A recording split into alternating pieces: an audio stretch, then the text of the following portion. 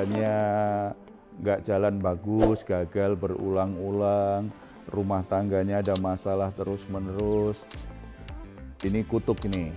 Makanya cari hamba Tuhan yang bisa berdoa melepaskan kutuk itu.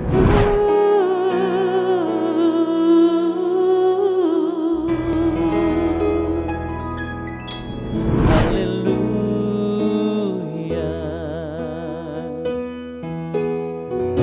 Saya mau iring Yesus. Saya mau iring Yesus sampai selama-lamanya. Saya mau iring Yesus. Saya mau iring Yesus sampai selama-lamanya. Meskipun saya susah menderita dalam dunia, saya mau iring Yesus sampai selama-lamanya. Salam God Lover yang dikasihi oleh Tuhan Yesus. Apa kabarnya? Kiranya semua dalam keadaan sehat, diberkati Tuhan, dan bisa berkumpul bersama dengan keluarga, dengan gembira, dengan penuh keharmonisan, kebahagiaan. Saudara-saudara yang dikasihi oleh Tuhan, ini waktunya kita menikmati istirahat kita di rumah. Dan kalau ada hal-hal yang membebani pikiran kita, mengganggu hati kita, dan itu berpotensi membuat kita tidak bisa tidur dengan baik, kemana dan bagaimana kita bisa menemukan ketenangan? Datang kepada Tuhan. Dalam hadirat Tuhan kita akan menikmati ketenangan hati. Walaupun kita punya masalah, walaupun kita punya pergumulan, selalu ada ketenangan, ada kelegaan. Tuhan Yesus berkata kepada kita semua, marilah kepadaku semua yang letih lesu dan berbeban berat, aku akan memberi kelegaan kepadamu. Tuhan ingin saudara-saudara mengalami kelegaan. Tidak peduli masalah apa yang sedang saudara hadapi, saudara bisa istirahat dengan baik, bisa tenang menjalaninya, dan Tuhan akan memberi jalan keluar yang terbaik bagi saudara. Oleh sebab itu mari kita bersatu dalam doa. Bapa di surga, kami menghampiri Engkau, kami membawa semua beban berat hidup kami membawa semua pergumulan kami membawa hidup kami kepadamu Bapa. Kami sangat percaya di dalam Engkau, kami akan menikmati ketenangan batin di dalam Engkau, kami akan menikmati kelegaan. Walaupun ada banyak beban, ada banyak situasi sulit yang kami hadapi, tetapi ketenangan, kelegaan, sukacita, pengharapan itu akan menjadikan kami pribadi-pribadi yang tetap kuat, pribadi-pribadi yang sanggup melewati semua pergumulan hidup. Kami juga sangat percaya kuasa Tuhan tidak terbatas untuk menolong kami. Selalu ada jalan keluar, selalu ada pertolongan yang ajaib yang Tuhan sediakan bagi kami. Namamu dipuji, dimuliakan senantiasa dalam hidup kami. Ini kami Tuhan, ini persembahan syukur kami dalam nama Tuhan Yesus. Amin. Puji Tuhan. Saudara-saudara yang dikasihi oleh Tuhan Yesus, sebelum kita sharing firman Tuhan, mungkin ada yang mau disaringkan? Saya Pak. Ya, silakan. Jadi ada seorang bapak ini ya, bapak muda gitu ya, datang ke saya gitu.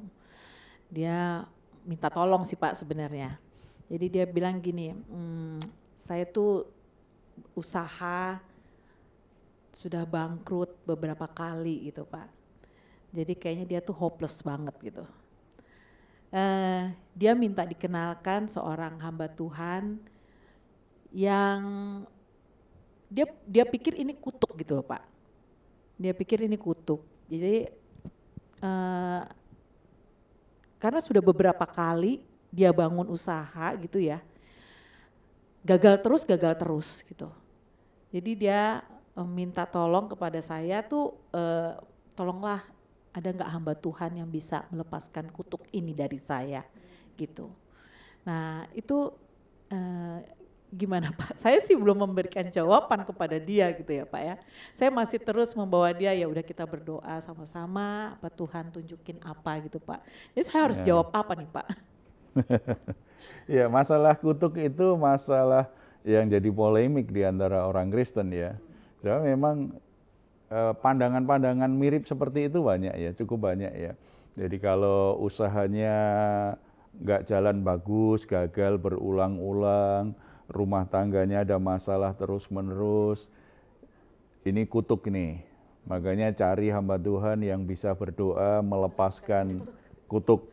Itu ada aja kutuk, bahkan saya pernah ketemu orang yang badannya gemuk sekali begitu. Cari hamba Tuhan supaya dilepaskan dari kutuk supaya bisa langsing. Jadi ada aja alasan. Tapi mari kita lihat kebenaran firman Tuhan tentang kutuk. Kalau bicara kutuk sebenarnya kenapa tidak lebih senang bicara tentang berkat Tuhan? Karena dua hal yang sebenarnya itu kan berlawanan gitu ya. Tetapi kita sedikit-dikit kalau nggak ada berkat Tuhan pasti kutuk nih. Oke, kalau emang kutuk, mari kita pahami dengan benar apa yang dikatakan Tuhan kaitannya dengan kutuk supaya kita punya sikap yang benar. Bagian dari pengajaran itu kita bisa lihat salah satunya di Ulangan ya. Di Ulangan ada beberapa bagian kita sebenarnya bisa pelajari, tapi kita lihat saja yang di Ulangan pasal yang ke-11. Saudara bisa baca lengkapnya perikop 8 ayat 8 sampai 32. Di situ kita akan lihat pengertian yang benar yang dimaksud kutuk dan berkat itu seperti apa yang dari Tuhan. Kalau kita ingin dapat berkat Tuhan, apa yang harus kita lakukan ya. Kalau bicara berkat, itu kan bicara tentang hal-hal yang baik, terutama hal-hal yang baik yang dari Tuhan. Berkat itu adalah hal-hal yang baik, sesuatu yang mengacu pada hal-hal yang baik yang dari Tuhan. Sementara kutuk itu sebaliknya, hal-hal yang buruk, sesuatu yang menunjuk pada hal-hal yang buruk. Itu kutuk. Dan kalau kita pelajari Alkitab, kutuk itu sebuah gambaran yang selalu terkait dengan sebuah penghukuman, sebuah penderitaan, kesusahan, sakit penyakit, bahkan kematian. Itu bicara tentang kutuk. Tetapi kalau berkat itu menunjuk pada keadaan hidup di mana kita alami kebebasan untuk menikmati sukacita, damai sejahtera, kecukupan yang dari Tuhan, bahkan kelimpahan dari Tuhan. Tapi mari kita perhatikan di sini, bagaimana diberkati atau mengalami kutuk itu ternyata sebuah pilihan dalam hidup ini. Itu pilihan dalam hidup kita. Pilihan seperti apa yang membuat kita diberkati Tuhan dan dijauhkan dari kutuk. Dalam pengertian yang seperti itu ya. Kita baca ayat 27, 26 saja, mulai 26 sampai 28. Lihatlah, aku memperhadapkan kepadamu pada hari ini berkat dan kutuk. Berkat apabila kamu mendengarkan perintah Tuhan Allahmu yang kusampaikan kepadamu pada hari ini. Dan kutuk jika kamu tidak mendengarkan perintah Tuhan Allahmu dan menyimpang dari jalan yang kuperintahkan kepadamu pada hari ini dengan mengikuti Allah lain yang tidak kamu kenal. Jadi bagaimana supaya kehidupan kita diberkati Tuhan jauh dari kutuk? Itu adalah mentaati perintah Tuhan. Jelas sekali tadi kan, kamu akan diberkati kalau kamu memilih berkat, maka kamu harus mendengarkan perintah Tuhan Allahmu. Saudara, ini kata yang dipakai bukan sekedar mendengar, tetapi mendengarkan. Dua hal yang berbeda. Kalau kita mendengar, itu kan dengar suaranya saja. Ngerti atau tidak, itu enggak penting. Telinga kita mendengar. Saudara dengar khotbah, saudara bisa mendengar khotbah karena sound systemnya besar. Hamba Tuhan yang berkhotbah pakai mic, suaranya kan keras, pasti dengar. Itu dengar. Tetapi kalau mendengarkan itu memberi perhatian, menyimak dengan baik apa sebenarnya yang dimaksudkan. Mendengar hanya sekedar sebuah suara yang masuk telinga kita, tetapi mendengarkan itu sebuah perhatian terhadap perkataan yang kita dengar. Itu mendengarkan. Dan mendengarkan itu selalu nanti ada kelanjutannya. Karena kita mengerti dengan baik, kita mempercayainya, akhirnya kita melakukannya. Makanya rahasia diberkati Tuhan itu kalau kita selalu taat pada firman Tuhan. Ada kalanya kita tidak mengerti kenapa saya harus mentaati, tetapi karena kita tahu Tuhan yang berkata, kita akhirnya juga melakukannya, mentaatinya dengan setia. Maka jalan ketaatan kita terhadap firman Tuhan adalah jalan berkat Tuhan. Jalan berkat Tuhan. Prosesnya Tuhan sudah ukur, sudah takar. Waktunya Tuhan sudah jadwalkan. Tetapi yang jelas kalau kita berjalan sebagai pelaku-pelaku firman Tuhan, kita sedang berjalan di jalur berkatnya Tuhan. Di situ Tuhan akan memberkati kehidupan kita. Bagian yang kedua, sebelum kita masuk, kenapa kok ini kok gagal terus gitu ya. Ada kalanya sadar atau tidak kita seperti orang Israel memberontak Tuhan. Sehingga kita memilih jalan yang justru jalan penuh kutuk, penuh penderitaan, penuh masalah. Yang di ayat 28 kan, dan kutuk jika kamu tidak mendengarkan perintah Tuhan Allahmu dan menyimpang dari jalan yang kuperintahkan kepadamu pada hari ini dengan mengikuti Allah lain. Jadi tidak mendengarkan dan menyimpang dari jalannya Tuhan. Itu jalan yang jauh dari berkat, berarti jalan yang penuh kutuk. Ada penghukuman, ada penderitaan, ada kesulitan, dan berpotensi jadi kemiskinan atau sakit penyakit. Menyimpang dari jalannya Tuhan. Hati yang memberontak Tuhan itu berbahaya. Untuk saat ini kita mungkin memberontak Tuhan. Kelihatannya aman-aman saja. Tetapi karena itu jalur di mana jauh dari berkat Tuhan, maka akan membawa kita pada penderitaan, pada masalah, pada situasi yang sulit. Makanya doa pelepasan kutuk harusnya dipahami dengan cara yang benar dan bijaksana. Ya, kalau kita usaha gagal terus, hal pertama yang harus kita lakukan, kita harus introspeksi. Apakah saya sudah memilih jalan yang salah, jalan yang menyimpang dari jalannya Tuhan? Misalnya kan ada orang mau memulai usaha, dia tidak sungguh-sungguh mencari kehendak Tuhan. Dia hanya tertarik dengan untung yang besar, uang yang banyak. Dia tidak peduli itu dikehendaki Tuhan atau tidak. Akhirnya dia ambil itu kesempatan. Setelah itu ternyata tidak seperti yang diharapkan, tidak seperti yang dijanjikan oleh orang lain. Akhirnya dia terbelit dengan hutang sekian lama. Karena hutang itu begitu besar, dia tidak bisa melunasinya. Lalu berpikir, ini mungkin kutuk, didoakan pelepasan kutuk. Mestinya apa yang harus dilakukan? Pertobatannya dulu. Dia harus kembali ke jalan Tuhan dulu. Karena dia buat keputusan yang begitu penting untuk masa depannya tanpa minta, tanpa mau mendengarkan suara Tuhan. Tuhan, kehendaki aku seperti apa? Saudara-saudara, sesuatu yang baik tidak selalu sejalan dengan maunya Tuhan. Dalam arti, Tuhan itu kan punya agenda dan rancangan terhadap kita. Ada kalanya kita ingin lakukan sesuatu yang baik, Tuhan justru larang, jangan. Maksudnya bukan Tuhan melarang kita berbuat baik, tidak.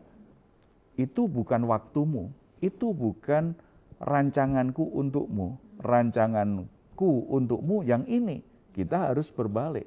Cuma kadang-kadang kalau kita lihat kesempatannya terbuka baik, lalu menjanjikan prospeknya bagus, kita berpikir ini pasti dari Tuhan. Tidak selalu. Makanya kita harus mendengarkan perkataan Tuhan supaya keputusan kita, pilihan kita itu jalur berkat, bukan jalur kutuk. Ya. Sebab apalagi kalau itu sebuah pemberontakan, perlawanan, sengaja menyimpang dari jalan Tuhan.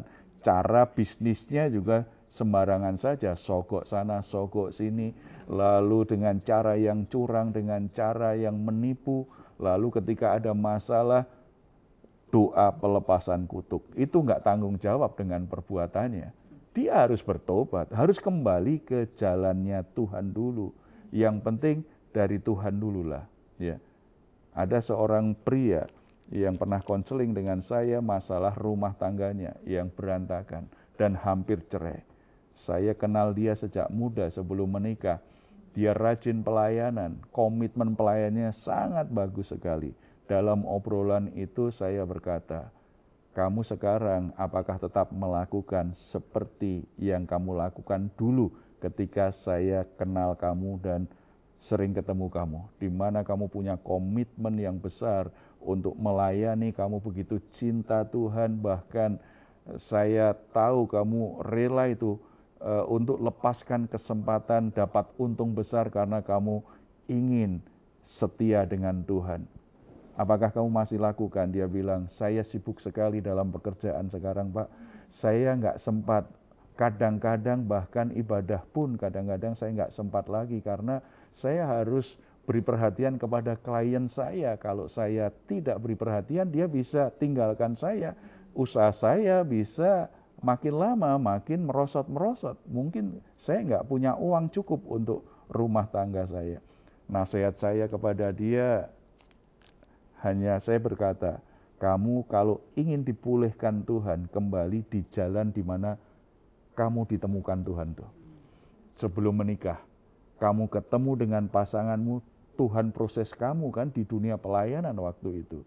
Tetapi begitu kamu berumah tangga, punya anak, justru tinggalkan pelayanan. Alasannya sibuk. Coba kalau Tuhan juga berkata, kita dalam pergumulan kita berdoa, Tuhan menjawab, aku sibuk. Betapa Tuhan selalu mau jadikan kita prioritas. Karena Tuhan memang maha kuasa. Beri perhatian kepada setiap orang itu spesial, istimewa. Lalu kita berkata, kita sibuk, saya nggak punya waktu untuk Tuhan. Jadi pemulihannya apa? Saya hanya nasihatin dia, kamu harus kembali di jalan di mana kamu memulai hubungan dengan pasanganmu dan memulai pernikahanmu. Jalur itu yang harus kamu lalui. Itu yang kamu tinggalkan. Kamu menyimpang dari jalan Tuhan. Kalau ingin dipulihkan Tuhan, kamu keluar dari penderitaan, dari masalah rumah tangga ini, kembali di jalannya Tuhan. Ya. Untuk sebagian orang Kristen berpikir bertobat itu masalah dulu sebelum aku percaya Yesus. Kalau jadi orang Kristen bertobat kadang-kadang kan merasa nggak ada yang perlu bertobat. Saudara-saudara, pertobatan itu artinya apa? Pembaruan budi. Kita sadar ada yang salah. Pikiran kita itu diperbaharui, diselaraskan dengan kebenaran firman Tuhan. Dan kita akhirnya mau untuk memperbaiki yang salah itu. Kita mau berubah, menyelaraskan pikiran kita, hati kita, perilaku kita dengan kebenaran firman Tuhan. Itulah pertobatan. Jadi sebagai orang Kristen, kita juga tetap harus bertobat. Hiduplah dalam pertobatan. Kalau ternyata kita gagal, ayo bertobat lagi. Tetapi ini bukan pertobatan pertama kali kita percaya Yesus. Bukan pertobatan kita sebagai anak-anak yang nakal, anak-anak yang menyimpang, anak-anak yang tidak peduli dengan perintah Bapa kita di surga. Kita kembali di jalannya Tuhan. Ketika kita kembali di jalan Tuhan, ikutin prosesnya Tuhan. Nggak boleh maksa juga. Aku kembali jalannya Tuhan, kok tetap saja masalahku belum selesai. Ikutin prosesnya dulu dong. Kepastiannya, engkau akan menerima berkat kalau engkau mendengarkan suaraku, engkau mentaatinya. dengan setia. Itu kan janji Tuhan. Ikuti saja di jalur itu, setia. Nanti ada waktunya Tuhan akan menolongmu, menyingkapkan penghambat-penghambat itu dan mencurahkan berkat atas hidupmu. Ikuti proses pemulihan yang dari Tuhan.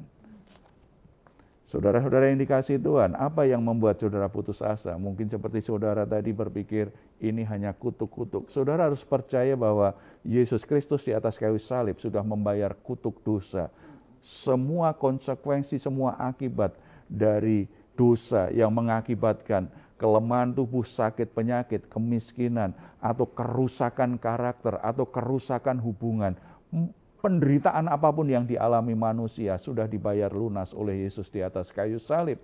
Kita harus percaya Tuhan menyediakan berkat, tetapi itu tidak kita nikmati karena kita menyimpang dari jalannya Tuhan. Justru memilih jalurnya kutuk itu lagi, padahal Tuhan sudah menyediakan jalan di mana ada berkat, di mana ada anugerah, di mana ada sesuatu yang baik dari Tuhan disediakan. Kembali di jalannya Tuhan. Mari kita bersatu dalam doa. Bapa di surga, kami bersyukur untuk kebenaran yang Kau nyatakan kepada kami. Kami seringkali hanya menyalahkan kutuk, kami menyalahkan kutuk orang tua, kami menyalahkan iblis untuk setiap masalah-masalah yang kami hadapi. Padahal kami saat ini masuk dalam pergumulan, dalam masalah, dalam situasi sulit karena kecerobohan kami, karena ketidaktaatan kami, karena pemberontakan kami, karena kami kompromi dengan dosa, karena kami ingin serupa dengan dunia ini. Kami tidak mau mendengarkan firman-Mu, kami mengabaikan kebenaran-Mu, kami sengaja menyimpang dari jalan Tuhan untuk menikmati sesuatu yang menyenangkan, sesuatu yang jadi daya tarik dalam hidup kami saat ini. Kebenaran firman-Mu kiranya membebaskan kami, memperbaharui. Kami sangat percaya sepenuhnya hidup kami sudah dibayar lunas oleh Yesus Kristus. Tidak hanya dosa-dosa kami diampuni, tetapi kutuk akibat dosa juga sudah dilunasi oleh Yesus Kristus. Hidup kami adalah hidup yang ada di jalur berkat-Nya Tuhan. Hidup kami adalah hidup yang dikasih Tuhan, yang ada dalam rancangan Tuhan yang baik. Tuhan menyediakan kebaikan-kebaikan yang berlimpah-limpah dalam hidup kami. Kalau ada di antara kami sedang terpuruk, sedang alami kegagalan-kegagalan, masalah-masalah terus-menerus, Roh Kudus ingatkan kami, mungkin ada dosa yang harus kami tinggalkan. Ada kesalahan-kesalahan yang harus kami perbaiki. Ada hal-hal yang tidak bertanggung jawab yang selama ini kami abaikan. Kami melalaikan apa yang seharusnya kami kerjakan. Kami kompromi dengan dunia. Kami mengandalkan jalan pintas. Kami tidak mau mengikuti prosesnya Tuhan. Kami tidak mau mendengarkan bagaimana Tuhan menuntun hidup kami. Kami hanya ingin cepat. Kami hanya ingin cepat mendapatkan kekayaan, kami ingin cepat mendapatkan keuntungan, kami ingin cepat mendapatkan jalan keluar, tetapi kami tidak mau mendengarkan firman Tuhan, kami tidak mau mentaati Tuhan. Jamah hati kami supaya kami sungguh-sungguh hidup dalam pertobatan di dalam Engkau Bapa. Tuntun kami kembali di jalan-Mu dan teguhkan hati kami untuk melangkah di jalan-Mu, walaupun keadaannya bertambah sulit, situasinya bertambah berat, tetapi kami tetap teguh di hati kami untuk sungguh-sungguh bertobat, melangkah di jalan Tuhan, memperbaiki yang salah. Kami hidup dalam kebenaran, melakukan kebenaran-Mu. Kami sangat percaya ada waktu di mana kami akan diberkati Tuhan. Kami akan bertemu dengan Tuhan yang memberkati itu. Pulihkan kehidupan kami, pulihkan rumah tangga kami, pulihkan ekonomi kami, pulihkan pekerjaan kami. Dalam nama Tuhan Yesus Kristus. Amin. Puji Tuhan. Saudara-saudara, Tuhan ingin memberkati kita, tetapi kita harus punya tanggung jawab untuk mendengarkan dan hidup dalam kebenarannya. Lakukan itu, supaya saudara sungguh-sungguh menikmati janji berkat Tuhan. Kalau saudara saat ini sedang dalam pergumulan, saudara membutuhkan dukungan doa, di layar saudara ada nomor yang tertulis, saudara boleh hubungin, tim doa kami akan mendukung saudara dalam doa. Percayalah, selalu ada harapan. Kuasa Tuhan tidak pernah terbatas untuk menolong dan menjawab doa-doa saudara. Kalau saudara ingin memberikan komentar, silahkan menuliskannya di ruang komentar yang ada di channel Diaspora TV. Kami tunggu. Mazmur 4 ayat 8 sampai 9. Engkau telah memberikan sukacita kepadaku lebih banyak daripada mereka ketika mereka kelimpahan gandum dan anggur. Dengan tentram aku mau membaringkan diri, lalu segera tidur. Sebab hanya Engkaulah ya Tuhan yang membiarkan aku diam dengan aman. Puji Tuhan, selamat malam, selamat beristirahat. Tuhan Yesus memberkati kita semuanya. Salam. Hatiku siap